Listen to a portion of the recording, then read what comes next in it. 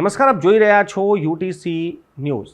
વડોદરા મહાનગરપાલિકાના કાઉન્સિલરો મેયરને એક પત્ર લખ્યો છે। આ પત્રમાં લખવામાં આવ્યું છે કે અમારા મૃત્યુ બાદ સભા મુલતવી ના કરવામાં આવે, લોકોના પ્રશ્નો વિશે ચર્ચા કરવામાં આવે।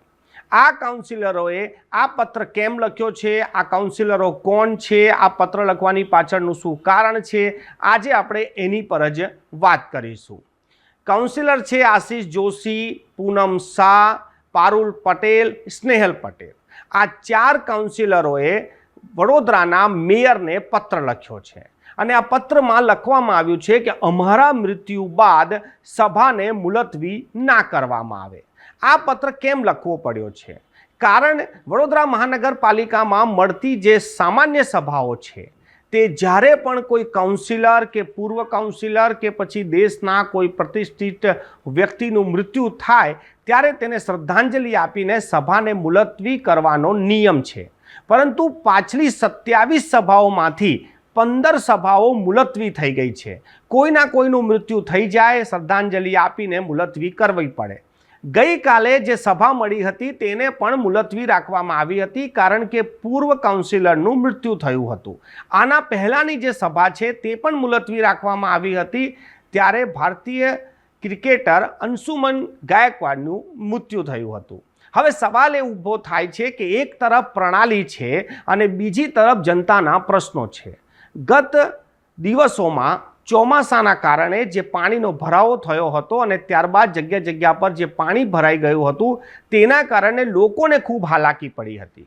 કાઉન્સિલરોને આ મુદ્દો ઉઠાવવાનો હતો, પરંતુ સભા જ ના હોય તો કાઉન્સિલરો મુદ્દો કેવી રીતે ઉઠાવે?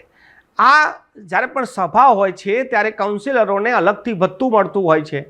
ભથ્થું તો મળી જાય છે પરંતુ જનતાના પ્રશ્નો ત્યાં ઉઠતા નથી। તેથી આશીષ જોશી આ પત્ર પણ લખ્યો છે અને ખુલીને બોલી પણ રહ્યા છે કે અમારા મૃત્યુ બાદ સભાને મુલતવી ના કરવામાં આવે અને જનતાના પ્રશ્નોની સુનાવણી કરવામાં આવે। જ્યારે પણ કાઉન્સિલરો સભામાં બોલે છે ત્યારે તેમના વિસ્તારના લોકો પણ સાંભળે છે અને વિસ્તારના પ્રશ્નો પણ હલ થાય છે।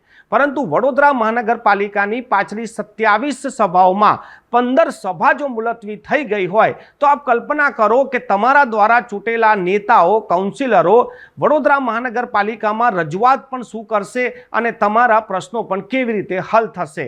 વડોદરા શહેરમાં ખાડાઓનો પ્રશ્ન હોય કે પછી ટ્રાફિક જામનો પ્રશ્ન હોય કે પછી દૂષિત પાણીનો પ્રશ્ન હોય, આ તમામ પ્રશ્નોનું હલ વડોદરા મહાનગરપાલિકાની સામાન્ય સભામાં થઈ શકે છે। પરંતુ સભાઓ જો મુલતવી હોય પ્રણાલીના કારણે કે નિયમના કારણે તો પછી પ્રશ્નો હલ કેવી રીતે થશે? એટલે હવે ખુદ કાઉન્સિલરો જ પત્ર લખીને માંગ કરી રહ્યા છે કે અમારા મૃત્યુ બાદ સભાને મુલતવી ના કરવામાં આવે।